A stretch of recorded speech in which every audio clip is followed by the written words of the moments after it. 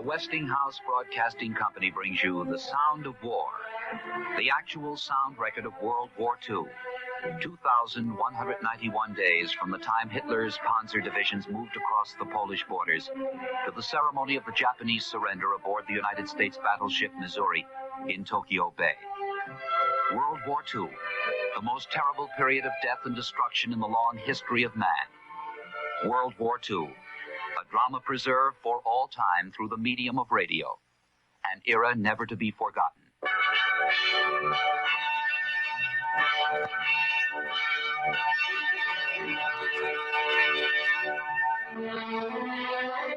Tonight, the most dramatic voices and sounds of the war.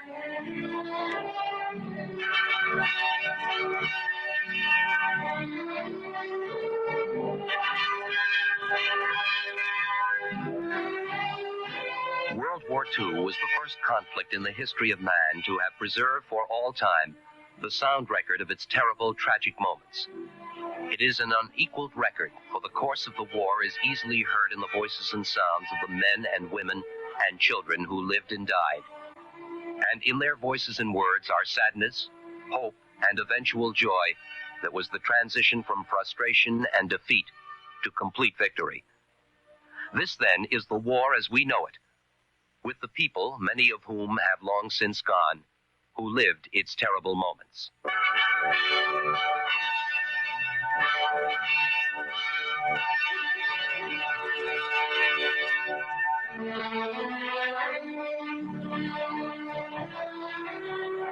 It is September 29th, 1938. The scene, the Führer's Palace, the Führerhaus in Munich. In the most historic international meeting since World War I, to save the peace of the world, 4 men sit and talk over the fate of Czechoslovakia. The men, Chancellor Adolf Hitler of Germany, Il Duce Benito Mussolini of Italy, Premier Edouard Daladier of France, and Prime Minister Neville Chamberlain of Great Britain. And what about Czechoslovakia? Proud, majestic Czechoslovakia. Their young men poised to defend the homeland against the Nazi oppression. Their leaders ready to sound the trumpet. Their populace ready to die on the land created for them by Great Britain and France after World War I. Czechoslovakia now stands alone. They are not invited to Munich. When the 4-power meeting is over, Czechoslovakia was dead. They lost 1/3 of their nation, 1/3 of their population, all of their military fortifications. For all intents and purposes, they were eliminated from the face of Europe.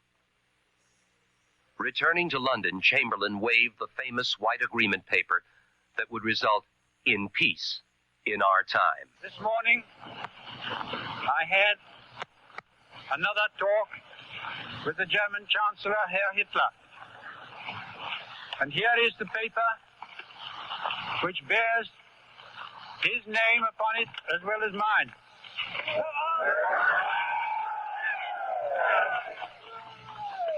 Some of you perhaps have already heard what it contains, but I would just like to read it to you.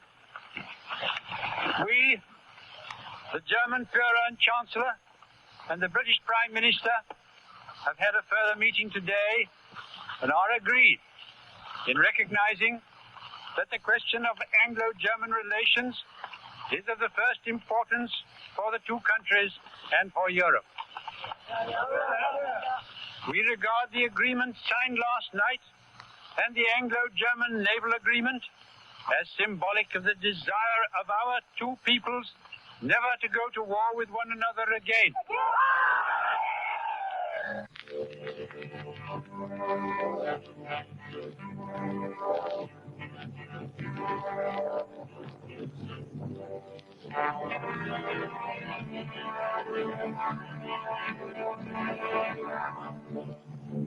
It is now September 1st, 1939, less than 1 year later. Since the Munich Pact, Czechoslovakia has been fully swallowed and ceases to exist. Germany has signed an unbelievable non-aggression pact with Russia, and now the Nazis need not fear an attack from the east. So now Adolf Hitler looks east to Poland. Poland, a scavenger nation, grabbing land from helpless Czechoslovakia after Munich under the approving eye of Chancellor Hitler. Poland, a continuation of what Winston Churchill said a year before after Munich. The first sip, the first foretaste that will be profit to us year by year. Poland, next on Hitler's timetable of world domination. Wie ein Mann erhebt sich die Versammlung der alten Mitkämpfer Adolf Hitlers. Those assembled arise and stand to greet the arrival of the German Führer. The applause greets the Führer who has just arrived in the Court Opera House to address the Reichstag, which has been called an extraordinary session. We are expecting that Prime Minister Göring in a very few moments will open formally the session in the Reichstag. Wenn Polen versuchen sollte, auf dem Weg zollpolitischer Maßnahmen Danzig wirtschaftlich zu vernichten, dass dann Deutschland nicht mehr länger untätig zusehen könnte. I told the Polish ambassador 3 weeks ago that if the situation continued as it was, if Danzig were persecuted and it were attempted by Poland to ruin Danzig economically, the situation could not be tolerated. We interrupt this broadcast of Adolf Hitler's speech just momentarily to report a dispatch from Paris which says that Premier Daladier of France has now called the French Council of Ministers for an emergency meeting which is to take place just 10 minutes from now at 5:30 a.m. Eastern Daylight Time. Ich habe mich daher nun entschlossen, mit Polen in der gleichen Sprache zu reden, mit der Polen und seit I therefore resolve to speak to Poland in the same language in which Poland has addressed us for such a long time.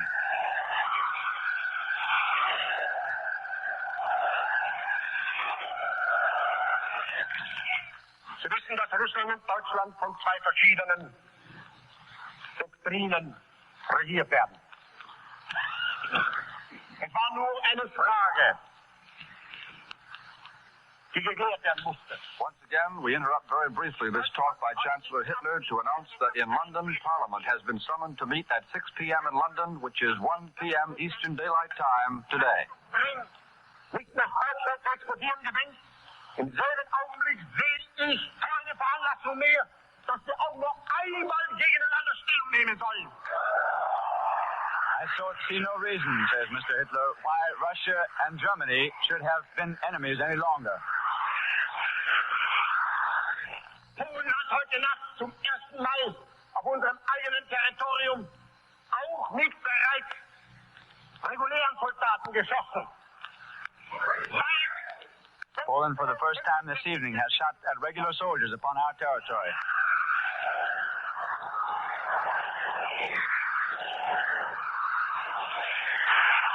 Und von jetzt ab wird Bombe mit Bombe vergolten.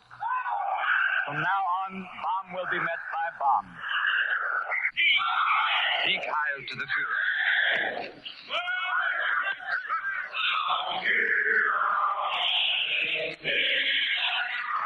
Reichstag is present singing the German national anthem.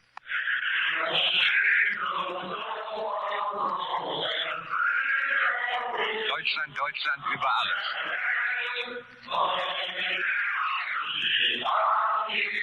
This will be followed by the Horst Wessel song.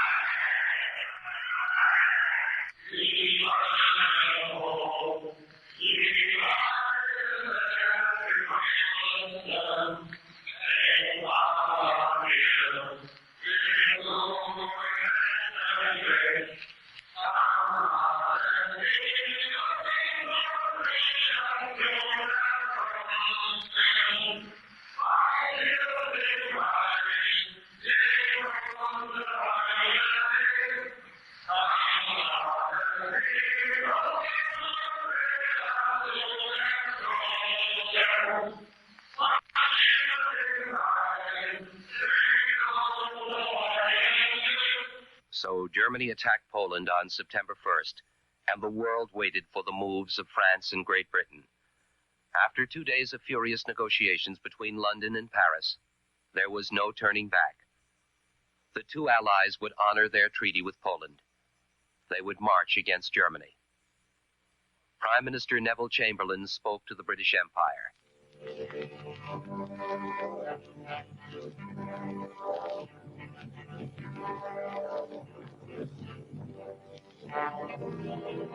is London. You will now hear a statement by the Prime Minister. I am speaking to you from the Cabinet Room at 10 Downing Street. This morning, the British ambassador in Berlin handed the German government a final note stating that unless we heard from them by 11 o'clock, that they were prepared at once to withdraw their troops from Poland, a state of war would exist between us. I have to tell you now that no such undertaking has been received, and that consequently this country is at war with Germany.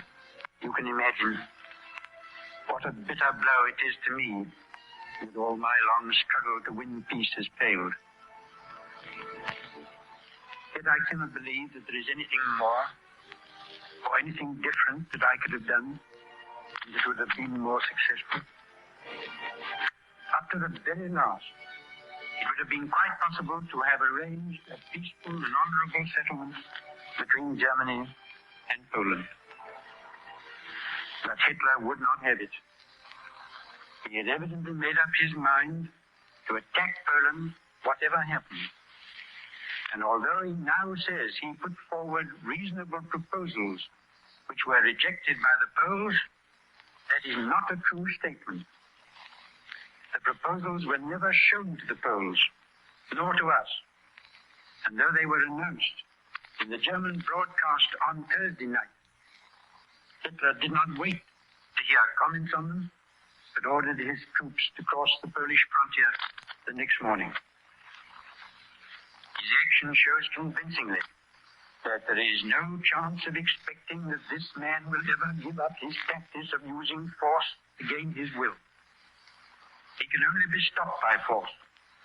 And we in France are today, in fulfillment of our obligations, going to the aid of Poland, who is so bravely resisting this wicked and unprovoked attack upon her people.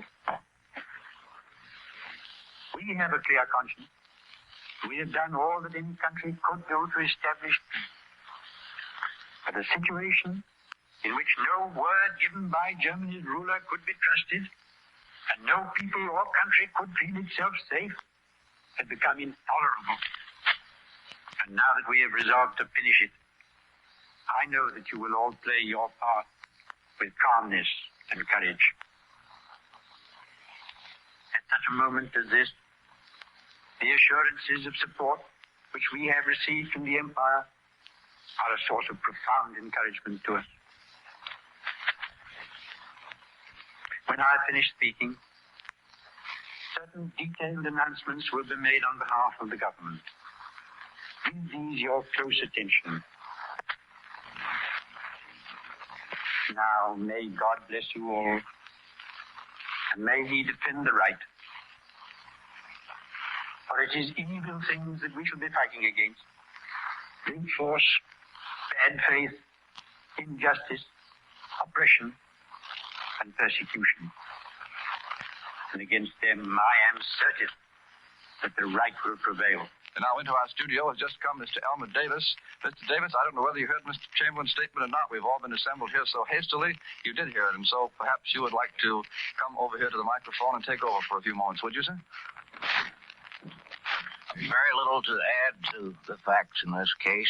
The tone of Mr. Chamberlain was that of a very tired and very saddened man, a man who a year ago gave up not only the safety and liberty of another country, though I do not think he had any idea at the time of how much he was giving up, but gave up a considerable part of the protection that the situation in Europe at that time had afforded to France and England for the sake of peace. Clear up till yesterday, it looked as if he might make greater sacrifices for the sake of peace, as if there might be some possible concession this time, as there had been the time before. And you will remember that yesterday it was Mr. Greenwood, the leader of the opposition, who got the cheers in the House of Commons when he rose to speak and cries of "Speak for England." At that time, Mr. Greenwood fully realized the difficulties of Mr. Chamberlain's position and said he was glad he was not in that position himself. It was clear that Mr. Chamberlain, as he said, was not going to give up any single effort to settle this thing peacefully. But it is now his opinion that Hitler would not have it.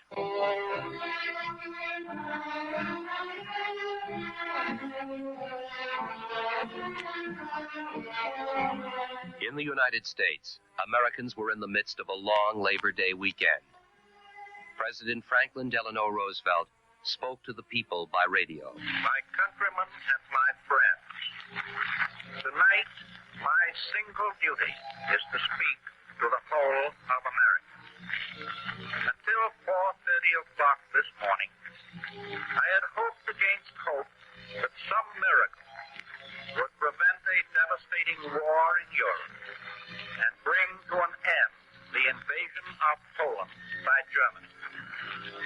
For 4 long years, a succession of actual wars and constant crises have shaken the entire world and have threatened in each case to bring on the gigantic conflict, which is today, unhappily, a fact. I myself cannot and do not prophesy the course of events abroad. And the reason is that because I have of necessity such a complete picture of what is going on in every part of the world that I do not dare to do so. And the other reason is that I think it is honest for me to be honest with the people of the United States. I cannot prophesy the immediate economic effect of this new war on our nation. But I do say that no American has the moral right to profiteer at the expense either of his fellow citizens or of the men, the women, and the children who are living and dying in the midst of war in Europe. This nation will remain a neutral nation, but I cannot ask that every American remain neutral in thought as well. Even a neutral has a right to take account of facts. Even a neutral cannot be asked to close his mind or close his conscience. I have said not once, but many times, that I have seen war and that I hate war. I say that again and again. I hope the United States will keep out of this war. I believe that it will. And I give you assurance and reassurance that every effort of your government will be directed toward that end.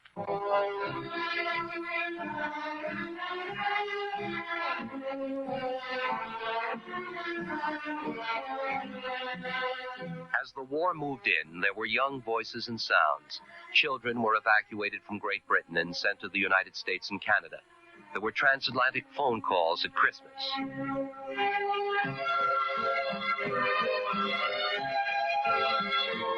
Hello, Mom. Hello, Doc. How are you? Fine, thanks. How are you? I hope you're having a Merry Christmas. This is Violet. Yes. Come on, now, don't be silly now. Just a moment. Mrs. Violet, just a moment. We'll have Violet for you in just a minute. Here's Ronnie. Here's Ronnie who wants to add a word, and then we'll come back to Violet. Hi, Mom. Hello, Tom. How are you? I'm going to cry.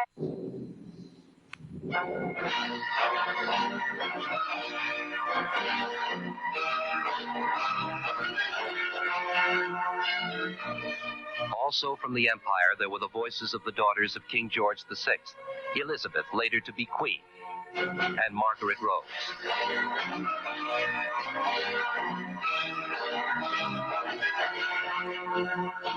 I can truthfully say to you all that we children at home are full of cheerfulness and courage. We are trying to do all we can to help our gallant sailors, soldiers, and airmen.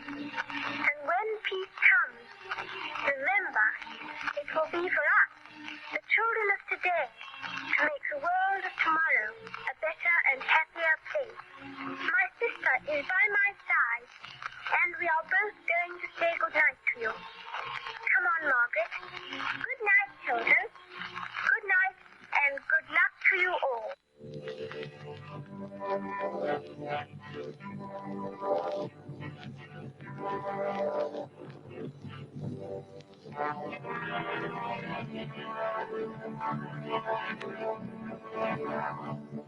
And the war moved on, and for the Allies there was terrible defeat. In May of 1940, Prime Minister Neville Chamberlain gave up his seals of office.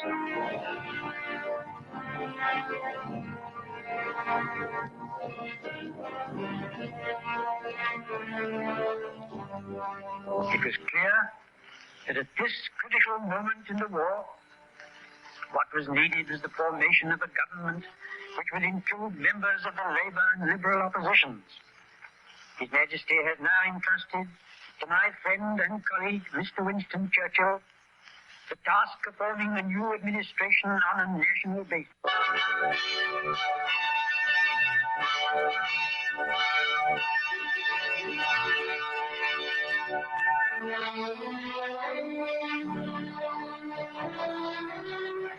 When the war began, a former First Lord of the Admiralty was called back into service. Ships of the Royal Navy wagged their signal flags and blinked their blinkers with the message that brought joy to the men of the fleet. The message, Winnie is back. Winston Churchill was back as First Lord of the Admiralty. Now, as Germany invaded the Low Countries, this May 10th, 1940, and Nazi panzers crashed across the borders of France in what would be a death blow, Winnie was back again. Winston Churchill had become Prime Minister of Great Britain.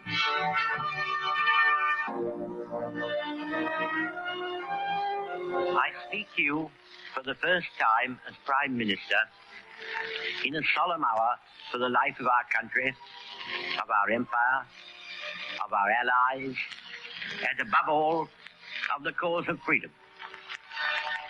A tremendous battle is raging in France and Flanders.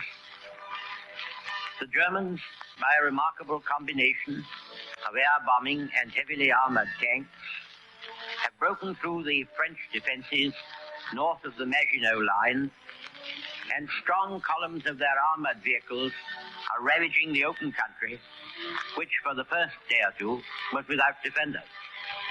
We have differed and quarreled in the past, but now one bond unites us all, to wage war until victory is won, and never to surrender ourselves to servitude and shame, whatever the cost and the agony may be.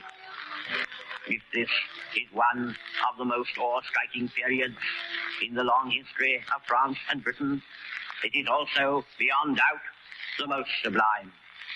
Behind them, behind us, behind the armies and fleets of Britain and France, gather a group of shattered states and bludgeoned races, the Czechs, the Poles, the Norwegians, the Danes, the Dutch, the Belgians, upon all of whom the long night of barbarism will descend, unbroken even by a star of hope, unless we conquer. As conquer we must, as conquer we shall.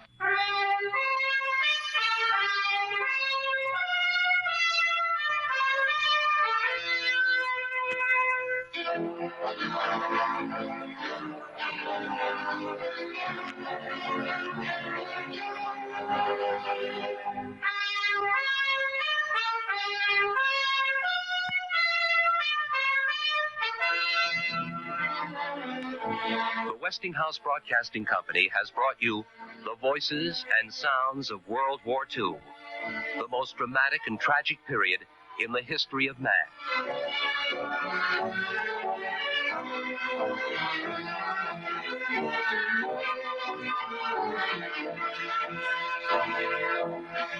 This program was written, produced, and directed by Bud Greenspan. My name is David Perry.